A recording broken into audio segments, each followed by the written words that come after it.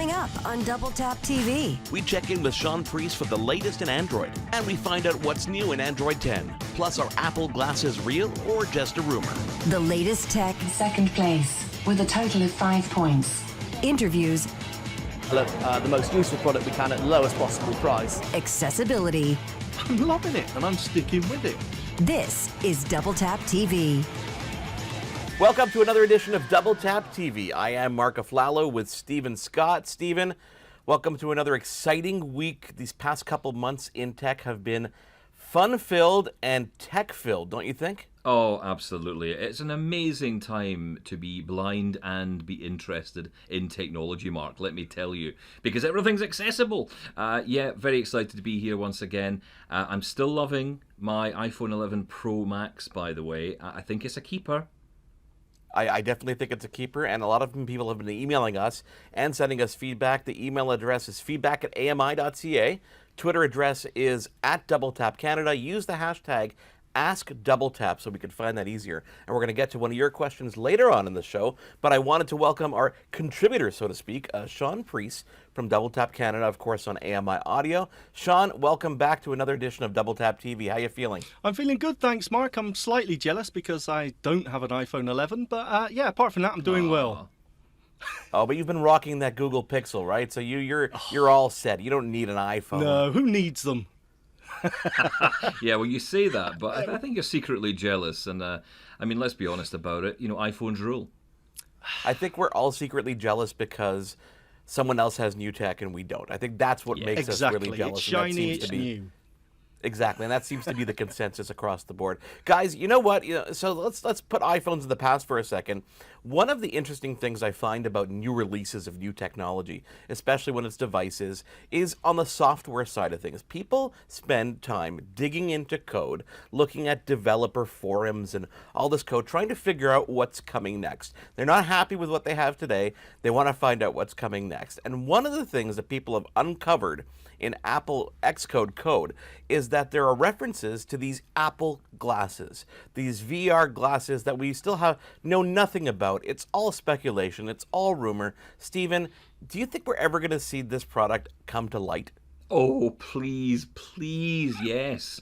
I want these to be announced. I really do sometime soon. Because honestly, I think, you know, I wear sunglasses all the time now because of light perception issues. So wearing glasses is nothing new to me. So I'd kind of like them to be functional. I'd like them to do something. I'd like them to be smarter.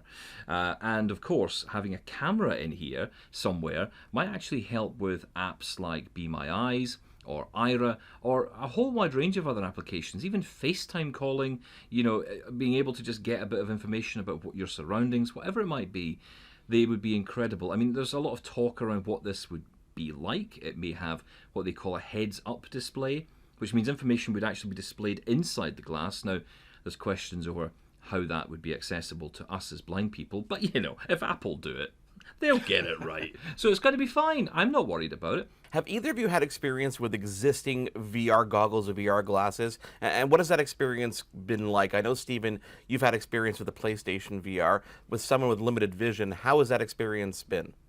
Well, I'll be honest, I was kind of hesitant about it. My wife got me the PlayStation 4 VR for Christmas last year, and I was a bit nervous about it because honestly I thought this isn't going to work for me. But actually, for someone with low vision, it does work because it literally puts you right up against the action. And you can even have, and this sounds amazing, especially for someone like Shaun and I, who've got a little bit of vision left, you know, you can have a 200-inch screen essentially up against your nose to watch Netflix on. I mean, Shaun, it's amazing, isn't it? It sounds amazing. I don't know that I have tried the Oculus Rift, and no, I just can't get on with it. Even with my vision that I do have, it just doesn't work for me. I'm like a broken robot vacuum just banging off walls. It's terrible. So, but for something like the Apple glasses, that is going to be amazing. And I'm going to say going to be, because there's no way we're going to see them anytime soon, I don't think. Yes, they are working on them because they've got to. Augmented reality is the future. And they did make a big deal about augmented reality last year or the year before even.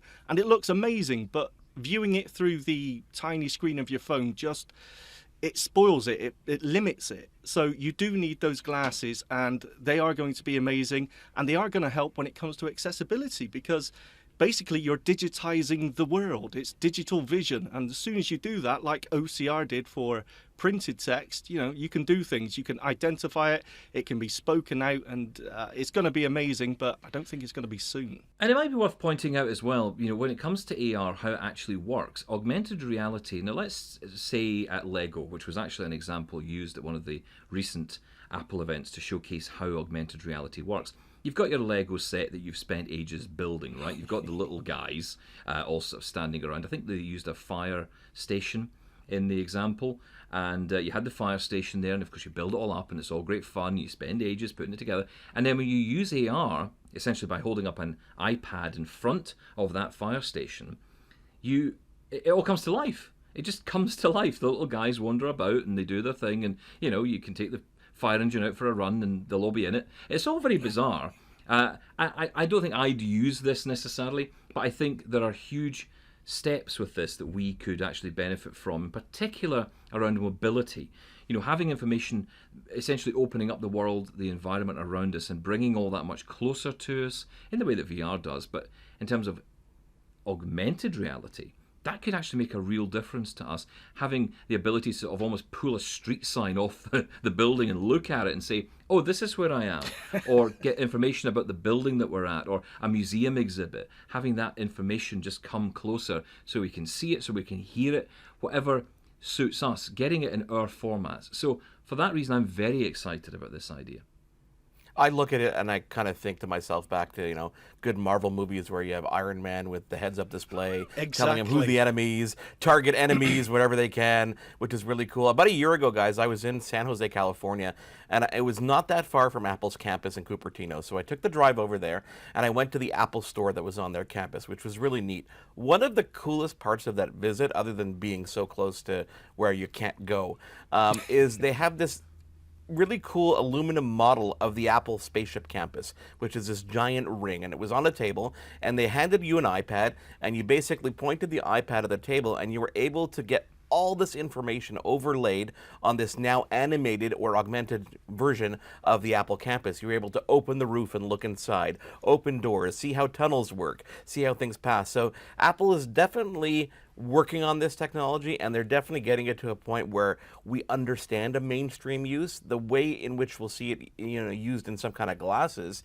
that is yet to be kind of fine-tuned, but I think if you want to get a really good idea of that, you got to look to Microsoft, because Stephen, Microsoft have been doing HoloLens for a very long time, and that is a perfect example of augmented reality in the workplace. Boring. No, listen, Apple will do it. They'll have fun with it. Honestly, guys, look, Apple are going to make it sexy, right? I mean, Microsoft are great, but let's be honest. Sexy's not their thing, right? That's not their fault. How dare you? They're serious people. No, but they're serious people, right? Apple are going to make it. I mean, it'll be expensive for sure. It'll cost $1 million, but at the same time, it's going to be amazing, and it's going to be fun as well. And let's just wrap on this one point. And this is my argument complete. What year is it next year? 2020. That's all I'm saying. It's the year of vision. It's the year of vision, and you want to see flying cars. Well, we'll get there, I promise. Yeah, okay. Well, I'll take it as it comes, but glasses first. Not going to happen. Last week on the show, guys, I promised we're not going to do too much Apple talk, and I'm going to hold myself to that promise because, Shaun, you've been using the Google Pixel for quite some time. If you remember a couple episodes back, we talked about your transition from iOS to Android. So let's take a quick break, and when we come back, I want to find out more about that experience, especially as it relates to the brand new version of the Android operating system. It is Double Tap TV. I am Marc with Stephen Scott and Shaun Preece. Again, if you want to get in touch, it's feedback at AMI.ca or at Double Tap Canada on Twitter. And don't forget that hashtag #AskDoubleTap. We'll be back in just a moment. Love Double Tap TV? Listen to AMI Audio for Double Tap Canada every Thursday at 8 p.m. Eastern for news and reviews on everything tech.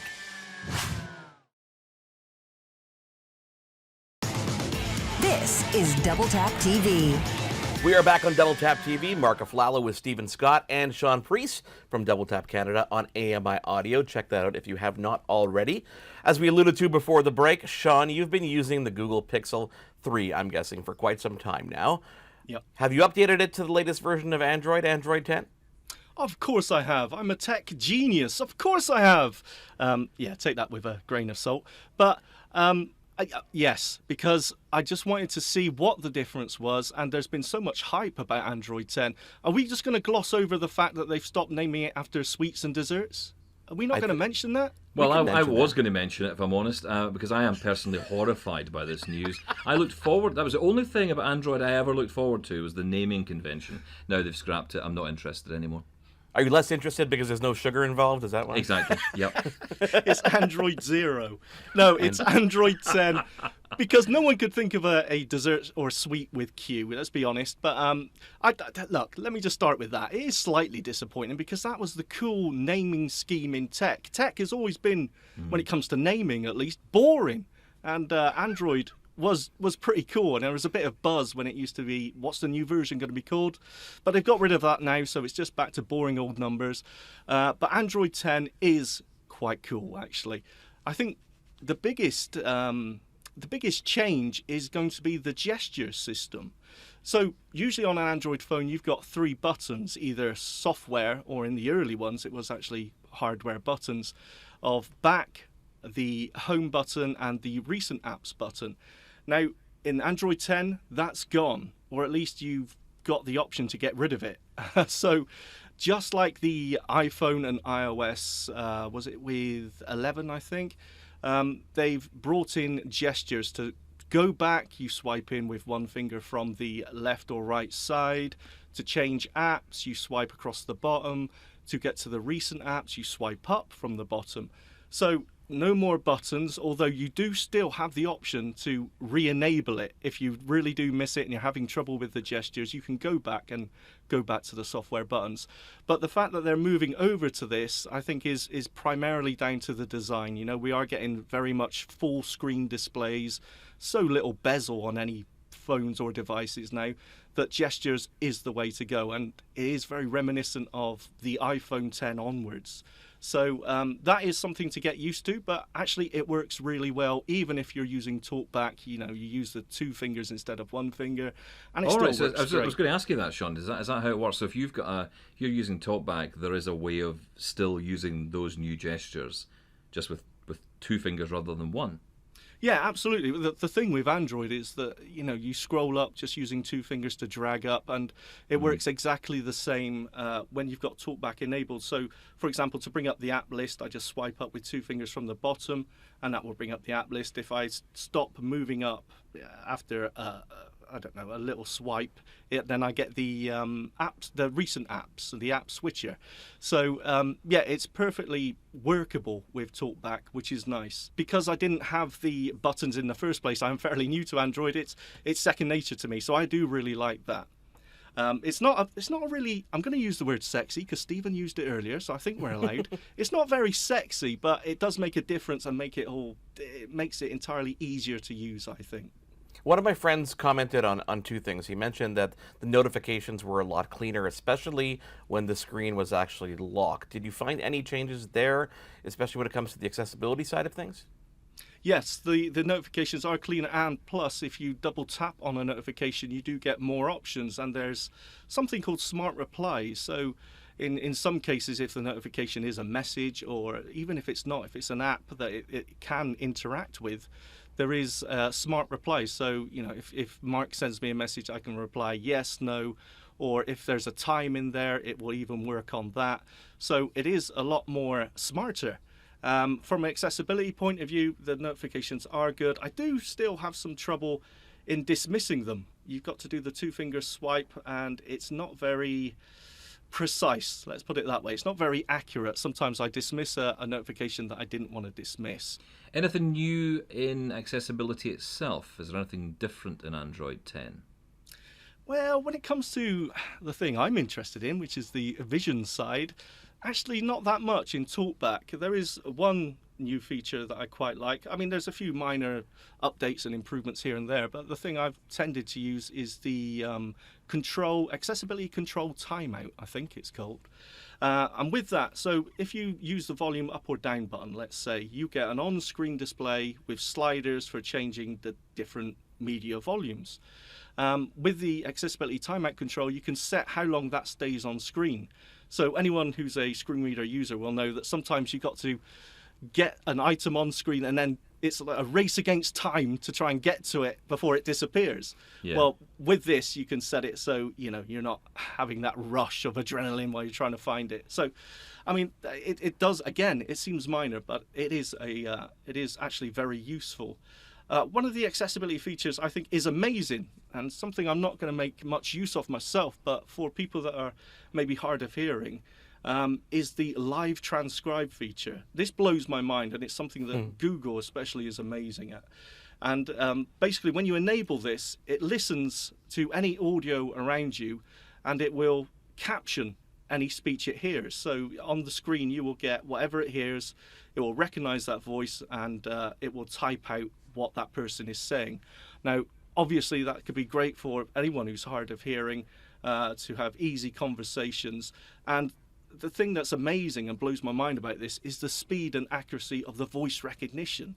I suppose we've got a bit spoiled in the past with smart speakers and everything, but still, when you see it done in real time and the accuracy of what it's picking up, it's amazing. Those are some of the features that blow my mind for another reason, which is the fact that, yes, they're on the accessibility side, but there are use cases for those type of features across the board, whether you have a disability or not. It's like almost traveling with your own court stenographer. Imagine, doing an interview with somebody and you wanted to, take notes. Now you can actually run that and have your entire conversation transcribed. That's a phenomenal feature right there for anybody. And going back to you go ahead. Or you could, if you're having a fight with your wife, you could record what she said, so that at least then you have a transcript you can go back to when she says you're wrong. That works both ways. I was going to say that works both ways, because I don't know if that's going to help me or if that's going to prove her point. I'm not entirely sure you get a transcription of it. I don't know if you could save it. I haven't looked into that, but it does do it real time. Like I said, you can record a video yourself, or someone may send you a video message, and that will be auto captioned by the device, which, amazing. But Shaun, the thing is about Android 10 and indeed all Android phones is that you can customize so much. And we often you and I talk on the radio show about this, where we'll say, customization's great, but it really is. I mean, you can customize gestures. If you don't like the layout, you can go back to the previous one. These are things you can't do with the Apple iPhones. You get what they give you. Shaun, I love the fact that you've become a resident Android guy now, because you've switched and you have not turned back, which is nice. I tried switching and I turned back. So we've got a couple questions lined up for you after we take a quick break, and we want to know why you're still with Android. It's Double Tap TV. Thanks for Shaun Preece for being here. Of course, Stephen Scott, and I am Marc. Feedback at AMI.ca and at Double Tap Canada on Twitter. Back in a moment. For more great Double Tap TV content, visit AMI.ca/DoubleTap. This is Double Tap TV.